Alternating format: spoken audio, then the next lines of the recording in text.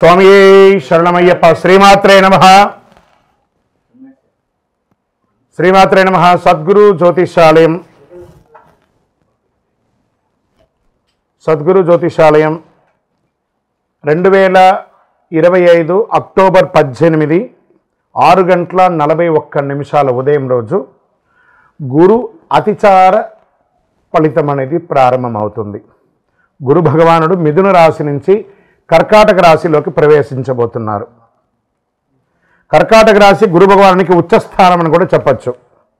అంటే శక్తి, దయా, జ్ఞానం అత్యధికంగా ఉండే ఒక స్థానం అని కూడా చెప్పచ్చు.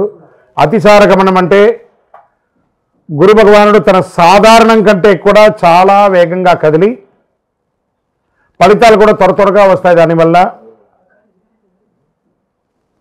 స్థిరత్వం కూడా తక్కువగా ఉంటుంది. ఈ కాలం వచ్చేసి గురు భగవానుడు 2025 అక్టోబర్ 18 నుండి 2026 ఏప్రిల్ 28 వరకు సుమారుగా 192 రోజులు, 6 నెలల 10 రోజుల పాటు ఉంటారు. తర్వాత తన యొక్క సహజ గమనానికి ప్రవేశించి ఫలితాలు స్థిరంగా ఇస్తుంటారు.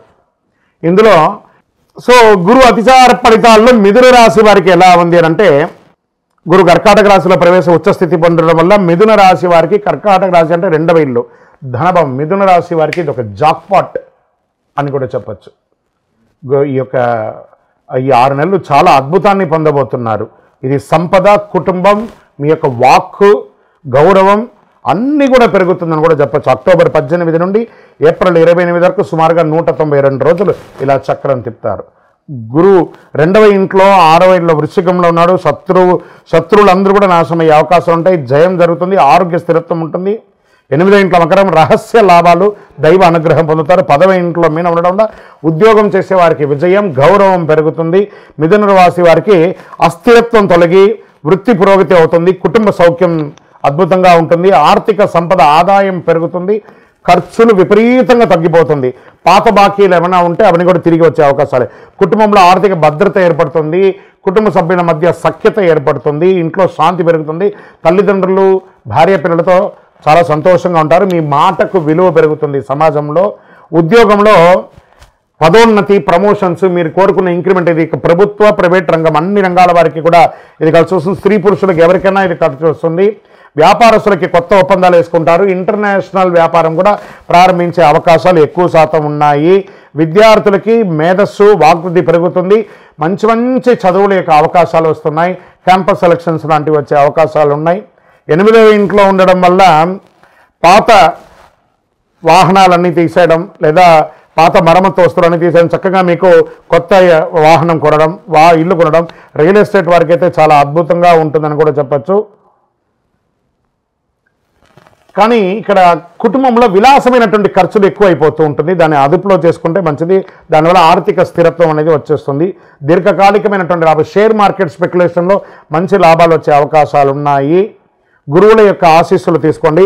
ఓం బృహస్పతయే నమః అని 108 సార్లు భగవంతుడు మనకు మంచి అనుకూలం ఇచ్చినప్పుడు మనం కూడా కాస్త జాగ్రత్తగా ఉండాలి. బృహస్పతయే నమః అని చెప్పి 108 సార్లు పూజ చేయండి. పసుపు పుష్పంతో అవకాశం ఉంటే ప్రతి గురువారం నాడు అర్చన చేయండి. దేవాలయంలో దక్షిణామూర్తి స్వామి వారు ఉంటారు. ఆ దక్షిణామూర్తి స్వామి వారికి వెళ్ళి మొక్కండి. గోపూజ చేయండి. విద్యార్థులకి చక్కగా పుస్తకాలు, పెన్సిల్స్ లాంటిది ఇవ్వండి. చాలా అద్భుతమైనటువంటి ఫలితాలు పొందబోతున్నారు. శ్రీమాత్రే నమః. అందరికీ దీపావళి శుభాకాంక్షలు. ఫస్ట్ సద్గురు జ్యోతిషాలయం నుండి దీపావళి శుభాకాంక్షలు. మా టీవీ ఛానల్ ద్వారా చూస్తున్నటువంటి ప్రతి ప్రేక్షక మిత్రులకి, భగవద్బంధువులందరికీ కూడా దీపావళి శుభాకాంక్షలు. అందరికీ ఉన్నటువంటి ఒక రెగ్యులర్గా అన్ని టీవీల్లో అన్ని ప్రవచనకర్తలు, అందరు గురువులు చెప్తున్నదే, కొంచెం మనం కూడా మన ఛానల్ ద్వారా కూడా కొంచెం తెలుసుకునేటట్టుగా బాగుంటుంది అనే ఒక చిరు ప్రయత్నంలో దీపావళి అంటే ఏంటి, దీపావళి రోజు ఏం చేయాలి, దీపావళి రోజు ఏ పూజ చేయాలి, ఈ దీపావళి ఎప్పుడు వచ్చింది, పటాకులు కాల్చొచ్చా కాల్చకూడదా, ఏ పూజ చేయాలి, ఇవన్నీ కూడా ఆలోచన ఉంటుంది. దీపావళి అంటే దీపపు ఒక వరసను దీపావళి అంటారు. నరకాసురుని యొక్క వధం అయిన తర్వాత, ఆ నరక చతుర్దశి అయిన తర్వాత వచ్చే రోజుని దీపావళి. ఆ నరకాసురుని సంహరించిన తర్వాత అమ్మవారు ఈ ప్రపంచం అంతా కూడా ఆనందపడింది. దాంతో దీపాలు వెలిగించి అందరూ కూడాను ఆనందాన్ని పొందినటువంటి దాన్ని దీపావళి అంటారు. ఆ రోజు నుంచి మొదలు పెడితే కార్తీక మాసం మొదలయ్యి చక్కగా కార్తీక మాసం ధనుర్మాసం అంతా కూడాను ప్రతి ఇంటిలోనూ గడప దగ్గర, తులసి కోట దగ్గర, అన్ని చోట ఉసిరి చెట్టు దగ్గర, రాగి చెట్టు దగ్గర అందరూ కూడా దీపాలు పెడుతుంటారు కదా. ఈ దీపాలు వరుసగా పెట్టేదాన్ని దీపావళి, దీప వరుసను దీపావళి అంటారు.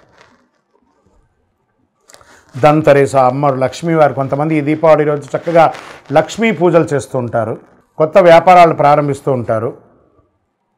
మరి దీపావళి రోజు ఏం చేయాలి గురుగారు అని అంటే తైల అభ్యంగన స్నానం చేయాలి అంటారు. పెద్దవాళ్ళు ఉంటారు కదా, ఇంట్లో పెద్దవాళ్ళు ఒక చోట కూర్చొని ఉంటారు. పిల్లలందరినీ కూడా అక్కడ కూర్చోబెట్టి వాళ్ళకి నువ్వుల నూనె రంగరించి పటాకులు ఇచ్చి కాల్చమని చెప్పి తర్వాత స్నానం చేసి వచ్చి కొత్త బట్టలు వేసుకొని ఇంట్లో పూజ, లక్ష్మీ పూజ చేయడం, దేవాలయాలకు వెళ్ళడం, పెద్దవాళ్ళందరూ కూడా చిన్నపిల్లలకి ఆశీస్సులు ఇస్తూ వాళ్ళకి గిఫ్ట్స్ అంతా కూడా ఇవ్వడము, ఇవన్నీ చేయడం. ఒకటి సాయంత్రం అవ్వగానే చక్కగా వారి పాఠ్య పుస్తకాలను ఒక 2 నిమిషాలు 5 నిమిషాలు చదవడం. ఎందుకంటే లక్ష్మీప్రదం అంటారు. ఆ రోజు పుస్తకం చదవడం లేదా ఒక శ్లోకం నేర్చుకోవడం, ఒక పూజ చేయడం అనేది లక్ష్మీప్రదం అంటారు. అంత అద్భుతమైనటువంటి రోజు. మరి ఆ రోజు ఇంట్లో ఏమేమి చేయాలంటే తెల్లవారు మాకు స్నానం చేసి ఇల్లంతా కూడా ఆడవాళ్ళంతా కూడా చక్కగా కడిగేసి దుడి చేసుకొని చక్కగా గడపకంతా కూడా పసుపు రాకి మగవాళ్ళందరూ ఆకులు, మామిడి ఆకులన్నీ కూడా కట్టి తోరణాలన్నీ కూడా కట్టేసి చక్కగా పైన మన ఇంటి పైన ఓంకార ధ్వజారోహణం చేసి అద్భుతమైనటువంటి ఒక హైందవ సంప్రదాయాన్ని విడిగా ప్రతి ఒక్కరికి శుభాకాంక్షలు తెలియడం. ఎందుకు ఈ శుభాకాంక్షలు చెప్తున్నారంటే మనం కొన్ని రోజులుగా కొంతమందికి మాట్లాడకుండా ఉంటాం చూసారా, ఒక్కసారి మీరు ఎప్పుడో ఫోన్ చేస్తారా అని ఎదురు చూస్తుంటారు. వాళ్ళతో ఒక్కసారి మాట్లాడండి, శుభాకాంక్ష తెలవగానే మళ్ళీ ఆ దీపకాంతి పెరిగినట్టు వాళ్ళ జీవితంలో, మీ జీవితంలో ఒక ఆనందాన్ని తెచ్చే ఒక అద్భుతమైనటువంటి రోజే మీకు దీపావళి రోజు. ఈ దీపావళి రోజు చాలామందికి ఒకటి ఉంది, గురుగారు పటాకులు కాల్చకూడదు, పొల్యూషన్ అంట కదండి, కాలుష్యం కదనండి. ఏమండి, పటాకులు కాలుస్తే కాలుష్యం ఏంటండి? మోటార్లు, ఇండస్ట్రీలు, ఫ్యాక్టరీలు, కార్లు, స్కూటర్లు, ఇన్ని పొల్యూషన్తో మనం పడుతున్నాం. ఆ ఒక్కరోజు పిల్లలు ఆనందంగా చేసుకునే ఆ పటాకులు కాల్చుకోవడం ఇప్పుడు కాదు, ఎప్పటి నుంచో ఎన్నో కాలం నుంచి చేస్తున్నారు కదా. ఇది ఆ ఒక్కరోజు ఉంటుందేమో పొల్యూషన్, అయితే అయింది కానీ ఆనందం అయితే పోతుంది కదా. దీపావళి చేసుకునేవారు అనడం కంటే కూడా దీపావళి మేము చేసుకున్నామని చెప్పడం ఎంత గొప్పగా ఉంటుంది. ఈ 2025 దీపావళి ప్రతి ఒక్కరి యొక్క జీవితంలో ఆనందాన్ని కలిగించాలని, అద్భుతాన్ని కలిగించాలని భగవంతుడి దగ్గర ప్రార్థన చేసుకుంటూ అఖిలాండ కోటి బ్రహ్మాండ నాయకుడైన శ్రీ ధర్మశాస్త్ర అయ్యప్ప స్వామి వారి యొక్క సంపూర్ణ అనుగ్రహం ఉండాలని, దీపావళి అప్పుడు పెద్దవాళ్ళందరూ చిన్నపిల్లలు పటాకులంతా కాల్చినప్పుడు జాగ్రత్తగా వారి మీద దృష్టి పెట్టండి. ఎందుకంటే పట్టు చీర కానీ పట్టు లంగాలని ఆడపిల్లలంతా వేసుకుంటుంటారు. చిన్నపిల్లలు చేయి కాల్చుకోకుండా కొంతమంది పిల్లలు చేతితో కాల్చుతుంటారు. వాటన్నిటిని పెద్దవాళ్ళుగా ఉండి మనం దగ్గర ఉండి ఈ దీపావళి పండుగను ఆనందంగా సంతోషంగా జరుపుకోవాలి. విజయోస్తు. శరణమయ్యప్ప స్వామి, శరణమయ్యప్ప. అఖిలాండ కోటి బ్రహ్మాండ నాయకునే శరణమయ్యప్ప. కార్తీక మాసం వచ్చేసింది, మార్గశిర మాసం వచ్చేసింది. అయ్యప్ప స్వామి ఉభయ తెలుగు రాష్ట్రాలే కాకుండా దేశ విదేశాల్లో ఎక్కడ చూసినా అయ్యప్ప స్వామి వారి యొక్క పూజలు, దీక్షలు, శబరి యాత్రలు అన్ని రకాలైనటువంటి మొదలైంది. మన యొక్క ఛానల్ ద్వారా ఇంక కొంచెం రీచ్ అవ్వాలని చాలామంది మాల వేసుకున్న వాళ్ళకి ఎన్నో ధర్మ సందేహాలు ఉన్నాయి. వాళ్ళ యొక్క దీక్ష ఎలా చేయాలి, అయ్యప్ప స్వామి అంటే ఏంటి, ఈ దీక్షలో ఏమేమి చేయాలి, పూజ అంటే ఏంటి, యాత్ర అంటే ఏంటి, మంత్రాలు అంటే ఏంటి, యొక్క గురుస్వామి అంటే ఎవరు, అయ్యప్ప స్వామి అంటే ఎవరు, ఈ దీక్ష అంతా ఏంటి, ఎలా చేయాలి, ఎప్పుడు చేయాలి, ఎందుకు చేయాలి, ఈ యొక్క దీక్షలో వచ్చినటువంటి మార్పు నిత్య జీవితంలో ఏమైనా ఉందా, లేదా దీక్షలో స్త్రీల యొక్క ప్రాముఖ్యత ఏమైనా ఉన్నాయని వీటన్నిటినీ చాలా ప్రశ్నలతో ఉన్నటువంటి వారికి అందరికీ కూడా ఇది ఒక మంచి ప్లాట్ఫామ్. ప్రతి ఒక్కళ్ళు దీన్ని చూడండి. చూసిన వాళ్ళు మీకు నచ్చిందంటే మీ మిత్రులకి, మీ స్నేహితులకి షేర్ చేయండి. ఇది ఆధ్యాత్మికమైనటువంటిది కదా. మన ఛానల్ పక్కనే గంట గుర్తుంది కదా, దానిలో ఒక గంట కొట్టేసాను గట్టిగా, అన్నీ కూడా మీకు వచ్చేస్తుంది. మన ఛానల్ని సబ్స్క్రైబ్ చేసుకోండి. శరణమయ్యప్ప. అయ్యప్ప దీక్షలో ఉన్న వాళ్ళు రోజుకి ఎన్నిసారి భోజనం చేయాలి? ఏకభుక్తం, ఒకటేసారి భోజనం చేయాలి అని చెప్పారు. దొరికింది కదా అని చెప్పి ప్లాట్ఫామ్ వెంబడి రోడ్ల మీద నిలబడుకొని తినడాలు, ఎక్కడ పడితే అక్కడ తినడాలు, ఉదయం ఒక టిఫను, మధ్యాహ్నం భోజనం, రాత్రి భోజనము, మళ్ళీ దీక్షలో ఆయిల్ ఫుడ్స్ అన్నీ తిని ఉపయోగం లేదు. మరి దీక్ష తీసుకుని లాభమైంది. ఏకభుక్తం చేయాలి, అది కూడాను స్పైసీ లేకుండా, గార్లిక్ ఆనియన్ లేకుండా ఏ విధమైనటువంటి రజోగుణ పూరితమైనటువంటి లేకుండా మంచి సాత్వికమైనటువంటి ఆహారాలు తినాలి. వీలుంటే సాయంత్రం పూట పండ్లు పలహారాలు మాత్రమే తీసుకోవాలి. విజయోస్తు. అయ్యప్ప స్వామి వారి చిన్ముద్రాం మన మాలలోనే ఏం చెప్తున్నాం? జ్ఞానముద్రాం శాస్త్రముద్రాం గురుముద్రాం నమామ్యహం వనముద్రాం శుద్ధముద్రాం చిన్ముద్రాం నమామ్యహం. చిన్ముద్ర అంటే ఇది బొటన వేలుని ఈ వేలుని తీసుకొని ఇలా పెట్టడం వల్ల ఏమవుతుందంటే ఆరోగ్యపరమైనటువంటి ఫలితాలన్నీ కూడా ఇందులో ఉంటాయి. మనం కూడా నిత్య జీవితంలో రోజు ఒక్క ఇలా పెట్టి చూడండి, నఖశిఖ పర్యంతం మనకి నరాలన్నీ కదులుతున్నటువంటి ఒక ఫీలింగ్ ఉంటుంది. స్వామివారి దాంట్లో చిన్ముద్ర అంటే ఇదే అనమాట. దీన్నే చిన్ముద్ర అంటారు. ఈ చిన్ముద్ర అందమైనటువంటి ముద్ర. చిన్న అంటే చిన్నది, ఇది అందమైనటువంటి ముద్ర, ఆరోగ్యాన్ని ఇచ్చే ముద్ర కాబట్టి ఇది స్వామివారు ఎంచుకున్నారు ఆ చిన్ముద్రను. శరణమయ్యప్ప.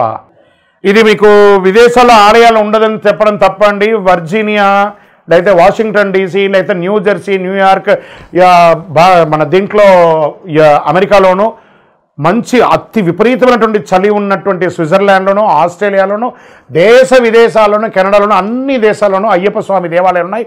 ఇంకా 18 సహా ఉన్నాయండి.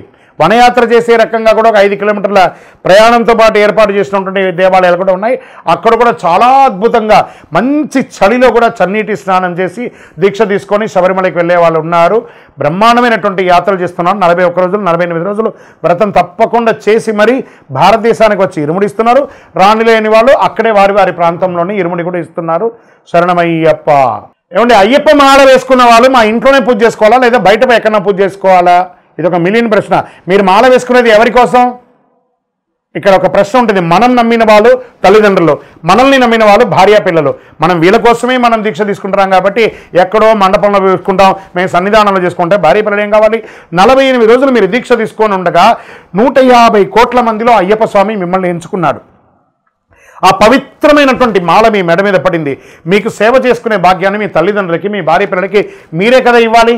కాబట్టి ఇంట్లోనే పూజ చేసుకోవాలి. మాకు వసతులు తక్కువ ఉన్నాయండి, అబద్ధం అండి. ఈరోజు ప్రతి ఒక్కరి ఇంట్లోనూ ఎక్స్ట్రా రూమ్ ఉన్నాయి. ఆ సపరేట్గా రూమ్లో పెట్టుకొని చక్కగా పూజ చేసుకోవచ్చు. మీరు సాక్షాత్ అయ్యప్ప స్వామిగా ఉంటారు కాబట్టి ఆ ఇంటిల్ని పాలి ఆ ఇల్లు దేవాలయంగా మారిపోతుంది. చక్కగా అందరూ కూడా మీకోసం ఎదురు చూస్తుంటారు మీరు చేసే సేవకు. శరణమయ్యప్ప. లేదండి, ఏ గురుస్వామి కూడా కొత్తగా మాల వేసే వాళ్ళని ఇబ్బంది పెట్టరండి. అవన్నీ అబద్ధం. అలాంటి ప్రశ్నలే లేదండి. వాస్తవానికి గురుస్వామి దైవమే తునైప. ఆ గురుస్వామి దయ ఉంటేనే ఆ భక్తులందరూ కూడా శబరిమలకి వెళ్తారండి. ఏ గురుస్వామి కూడా ఇబ్బంది పెట్టరు. అలాంటి ఇబ్బంది ఆలోచన కూడా పెట్టకండి. ఒకవేళ వారు ఇబ్బంది పెట్టే రకంగా మీకు అనిపించిందంటే వారితో కూర్చొని మాట్లాడండి, డిస్కస్ చేయండి ఆ గురుస్వామి దగ్గర. ఎందుకంటే గురుస్వామి లేనిదే ఈ యొక్క శబరిమల యాత్ర లేదు కాబట్టి గురు నింద చాలా మహాపాపం. గురు నింద చెయ్యకండి. శరణమయ్యప్ప. అయ్యప్ప మాల వేసుకున్న వాళ్ళు ఎన్నింటికి లేవాలి, ఎన్నిసారి స్నానం చేయాలి, ఎన్నిసారి పూజ చేసుకోవాలంటే కార్తీక మాసంలో మనం మాల వేసుకున్న ప్రతి ఒక్కరు కూడా సూర్యోదయాత్పూర్వం లేవాలి.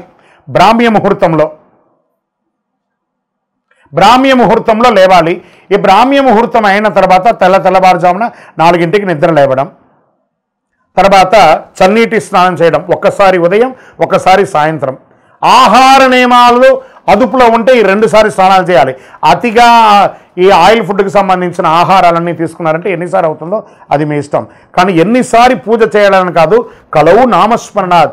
మన యొక్క DNA శరీరంలో మొత్తం ఆ అయ్యప్ప స్వామి వారి యొక్క నామస్మరణ అణువు ఉండాలి. కాబట్టి నామస్మరణకు ఒక లిమిట్ అంటూ లేదు. శరణమయ్యప్ప. శరణమయ్యప్ప. శరణమయ్యప్ప.